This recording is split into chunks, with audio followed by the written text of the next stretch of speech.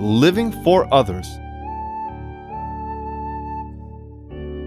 The extraordinary Avos Yisrael of Rabbi Yona Avtzon Olav Shalom.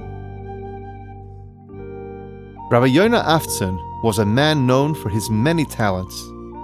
The driving force behind Sichos in English, an accomplished shadchan, a dear friend and advisor, and most of all, a loving father, husband, grandfather, and family man. It seems that everyone thought they knew the real Yona. But seeing all that he accomplished during his lifetime, one might not recognize the uniting force behind it all. His deep sense that life was not about him. It was about what he was needed for. He lived for others.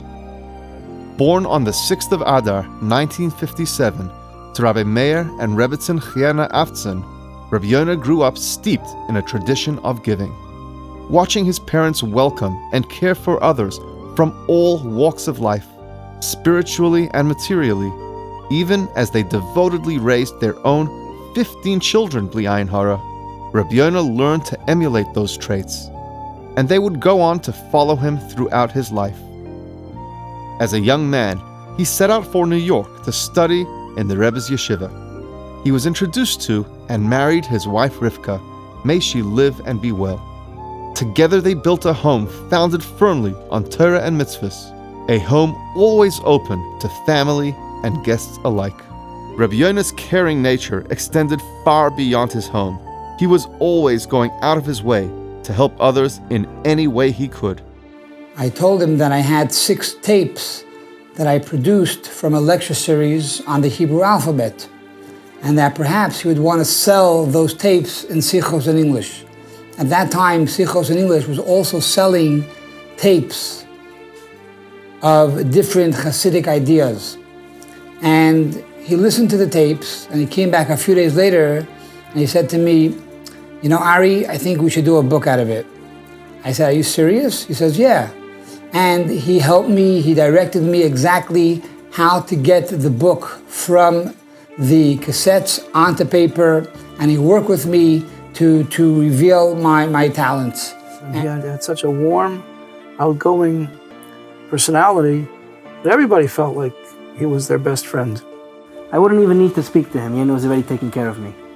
When we came to the Rebbe, Yena made sure that we were up front and center. He made sure we saw, he made sure we were there by the Rebbe. We came to the Rebbe, he made sure we were right in front of the Rebbe.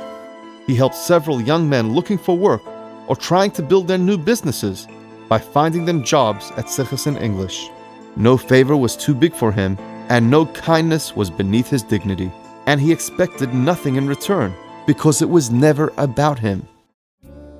One example of this quiet, humble service is the way he took responsibility for his block shul, originally known as Sosnovich. Although davening in 770 was very dear to him, he took to heart the Rebbe's request to keep the various neighborhood shuls open. One of the reasons that Yona was involved in the shul so much, when the Rebbe spoke about the Shechunah of Crown Heights, that the Meisters and Crown Heights have to see not to close down. And even after all the original members are not here with us anymore, we had our own shul. It was very difficult for us. There were only a few people, mostly elderly people. But Yona was the young man. He was the Ruach HaChaim. He saw to it there was always a minyan. If there was difficulty, he would be the one on the streets to going and gathering the minyan. He would be the one, if someone had to go to the Yamid, he always went to the Yamid, never complained. It was hard, it was difficult. He worked the Aliyahs. And the main thing, he made everybody feel happy. Everybody was comfortable. It was a small shul. No one really knew about us. It was a quiet shul.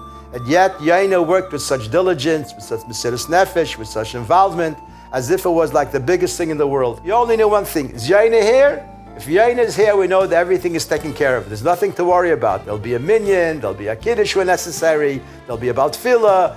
Whatever had to be done, Yona did it. We all just sat by on the side and reaped the benefits of having this very special minyan. While this quiet chesed went unobserved by many, another of Rabbi Yona's projects, his work as a shadchan, was the talk of town. Beginning even before his own marriage, Rabbi Yona was always thinking of potential matches. He saw his shidduchim as yet another way to help others, and he treated everyone who walked through his office with the utmost care and respect.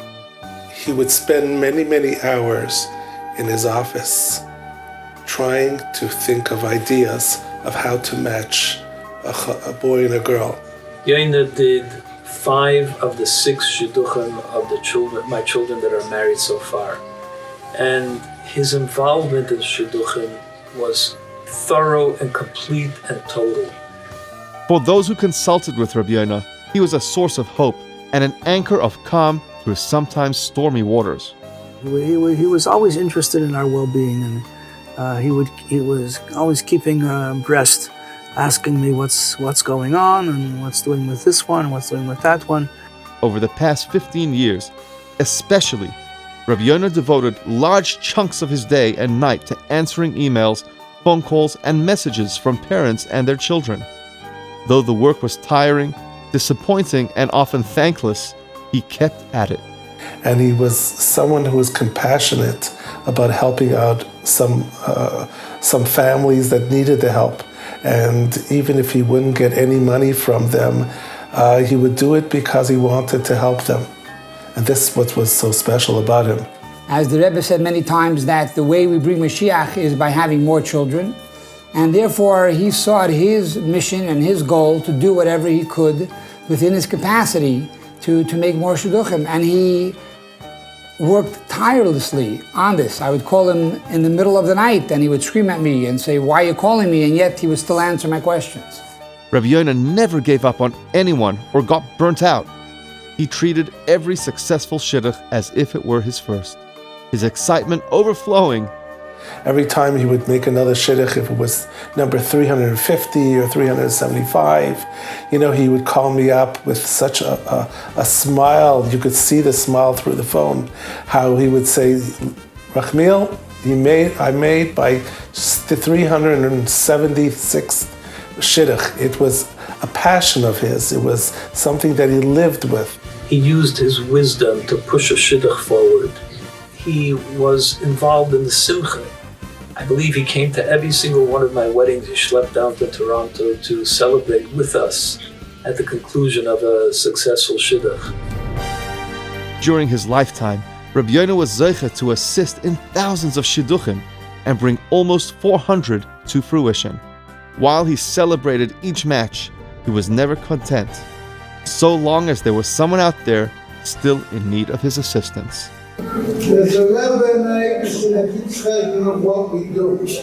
May the schus of these deeds, those acknowledged and those which we will never know, as well as the hundreds of Jewish homes he built, and the thousands of neshamas brought down to the world as a result of his efforts, bring his neshama and aliyah, and serve as a guiding light for our actions, so that we may see the ultimate shidduch of Hashem and Bnei Yisrael with the coming of Mashiach now.